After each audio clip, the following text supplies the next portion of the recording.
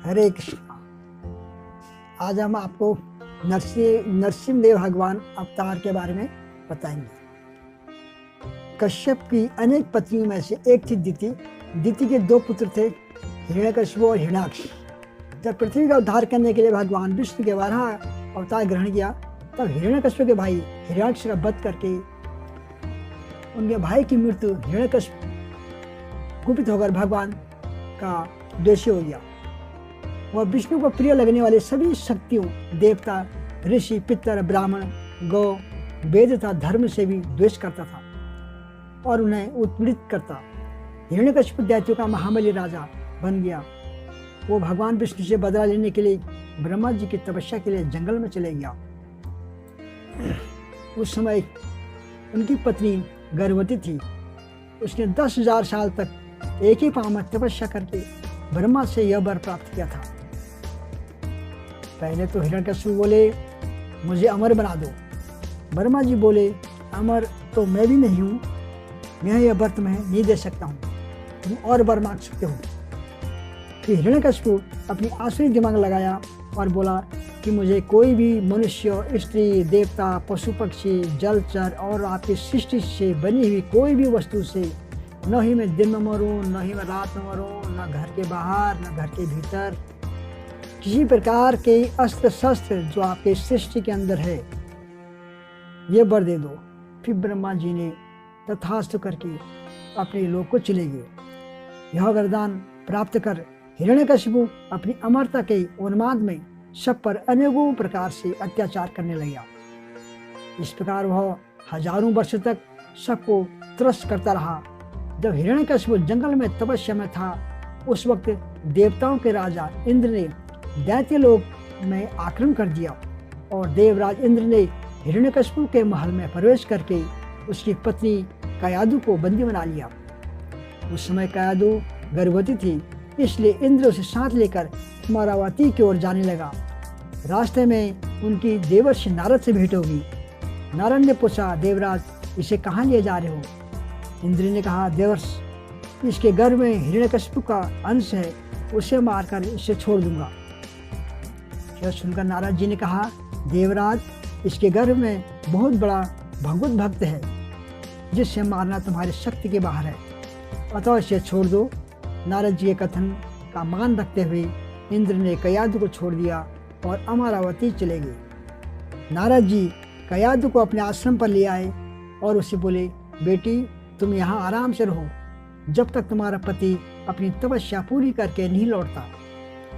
कयादु उस पवित्र आश्रम में नारद के सुंदर प्रवचन का लाभ लेती सुखपूर्वक रहने लगी, जिसका गर्भ में पल रहे शिशु पर भी गहरा प्रभाव पड़ा। समय होने पर कयादु ने एक पुत्र को जन्म दिया, जिसका नाम प्रहलाद रखा गया। उधर हिरण्यकशिपु की तपस्या पूरी हुई। वह ब्रह्मा जी से मन चाहा वरदान लेकर वापस अपनी राजधानी चला आया। कुछ समय के बाद कयादु भी प्रहलाद को लेकर नारद जी के आश्रम से अपने राजमहल आ गए। उपनयन संस्कार के बाद पिता हिरण्यकशिपु ने प्रहलाद को गुरुकुल भेजा। कुछ समय बाद पिता को यह जानने की उत्सुकता हुई कि उसके बेटे ने गुरुकुल में क्या सीखा है। उसने प्रहलाद को राजमहल में बुलाया। प्रहलाद के पिता ने पूछा, तुमने गुरुकुल में क्या सीखा? प्रहलाद ने उत्तर दिया, श्रवणम, कीर्तनम, स्मरणम, पाद सेवनम, अर्चनम, वंदनम, दास्यम, साख्यम, आत्मनिवेदन। इन 9 विधियों भक्ति मार्गों से भगवान की उपासना की जा सकती है।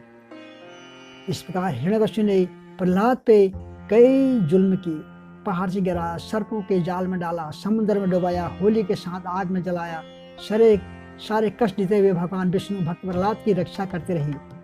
जब प्रहलाद बड़े हुए तब हिरण्यकशिपु ने उनकी शिक्षा की व्यवस्था प्रहलाद के सानिध्य में शिक्षा ग्रहण करने लगे।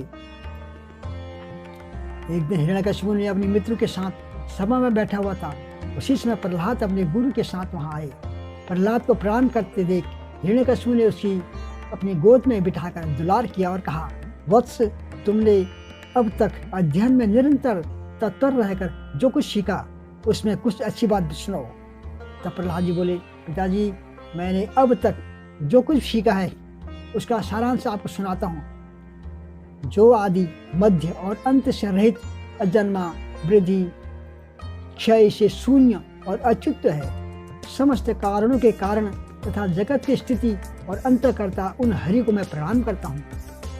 यह सुनकर दैत्यराज हिरण्यकशिपु के नेत्र क्रोध से लाल हो गए। उसने कांपते हुए होठों से प्रहलाद के गुरु से कहा, अरे दुर्बुद्धि ब्राह्मण, यह क्या तूने मेरी अवज्ञा करके इस बालक को मेरे परम शत्रु की स्तुति से युक्त शिक्षा कैसे दी? गुरु जी ने कहा, दैत्यराज, आपका क्रोध से वशीभूत होना नहीं चाहिए। आपका पुत्र मेरी सिखाई हुई बात नहीं कह रहा है। हिरण्यकशिपु बोला, बेटा प्रहलाद, बताओ तुमने यह शिक्षा कहाँ से ली? तुम्हारे गुरुजी कहते हैं कि मैंने ऐसी उपदेश नहीं दी। प्रहलाद बोले, पिताजी, हृदय में स्थित भगवान विष्णु संपूर्ण जगत के उपदेशक हैं। उनको छोड़कर और कौन किसको कुछ सिखा सकता है क्या? हिरण्यकशिपु बोला, अरे मूर्ख, जिस विष्णु का तू निशंक होकर स्तुति कर रहा है वह मेरे सामने कौन है? मेरे रहते हुए और कौन परमेश्वर कहा जा सकता है? फिर भी तू मौत के मुंह में जाने की इच्छा से बार बार ऐसा बक रहा है। ऐसा कहकर हिरण्यकशिपु ने प्रहलाद को अनेकों प्रकार से समझाया, पर प्रहलाद के मन से श्री हरि के प्रति भक्ति और श्रद्धाभाव को कम नहीं कर पाया। तब अत्यंत क्रोधित होकर हिरण्यकशिपु ने अपने सेवकों से कहा, अरे यह बड़ा दुरात्मा है, इसको मार डालो। अब इसके जीने से कोई लाभ नहीं है, क्योंकि यह शत्रु प्रेमी तो अपने कुल का ही नाश करने वाला हो गया है। हिरण्यकशिपु की आज्ञा पाकर उसके सैनिकों ने प्रहलाद को अनेकों प्रकार से मारने की चेष्टा की। उनके सभी प्रयास श्री हरि की कृपा से असफल हो जाते थे। उन सैनिकों ने प्रहलाद पर अनेक प्रकार के अस्त्र शस्त्रों से आघात किया, पर प्रहलाद को कुछ नहीं हुआ। उन्होंने प्रहलाद के हाथ पैर बांध कर समुद्र में डाल दिया। प्रहलाद फिर भी बच गया। उन सब ने प्रहलाद को अनेकों विषैले सर्पों से डसवाया, पर्वत के शिखर से गिराया, तब भगवत कृपा से प्रहलाद को कुछ भी नहीं हुआ। रसोई के द्वारा बिस्मिल्लाह हुआ भोजन देने वाले प्रहलाद उसे भी पचा गए। हिरण्यकशिपु ने प्रहलाद से कहा, अरे दुष्ट, जिसके बल पर तू ऐसी बहकी बहकी बातें करता है, तेरा वह ईश्वर कहाँ है? यदि वो सर्वत्र है तो मुझे इस खंबे में भी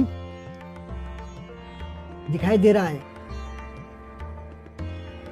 तब यह सुनकर हिरण्यकशिपु क्रोध के मारे स्वयं को संभाल नहीं सका और हाथ में तलवार लेकर सिंहासन से कूद पड़ा और जोर जोर से उस खंबे में एक घोंसा मारा। उसी तरह उस खंबे से एक बड़ा भयंकर शब्द हुआ और उस खंबे को तोड़कर एक विचित्र प्राणी बाहर निकलने लगा, जिसका आधा शरीर सिंह और आधा मनुष्य का शरीर था। यह भगवान श्री हरि का नरसिंह अवतार था। बोलो नरसिंह भगवान की जय। उनका रूप बड़ा भयंकर था। उनकी तपाए हुए सोने के समान पीली पीली आंखें थी। उनकी दाढ़ी बड़ी विकराल थी और वे भयंकर शब्दों से गर्जना कर रहे थे। उनके निकट जाने का साहस किसी में नहीं हो रहा था। यह देखकर हिरण्यकशिपु सिंहनाद करता हुआ हाथ में गदा लेकर नरसिंह भगवान पर टूट पड़ा। तब वह भगवान के हिरण्यकशिपु के साथ कुछ देर कुछ लीला करते रहे और अंत में उसे झपट कर दबोच लिया और उसे सभा के दरवाजे पर ले जाकर अपनी जांघों पर गिरा दिया।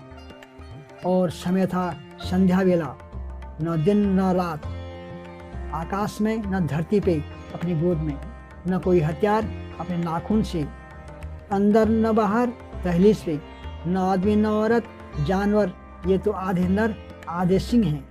नरसिंह अवतार खेली खेल में अपनी नखों से उसके कलेजे को फाड़कर उसे पृथ्वी पर पटक दिया।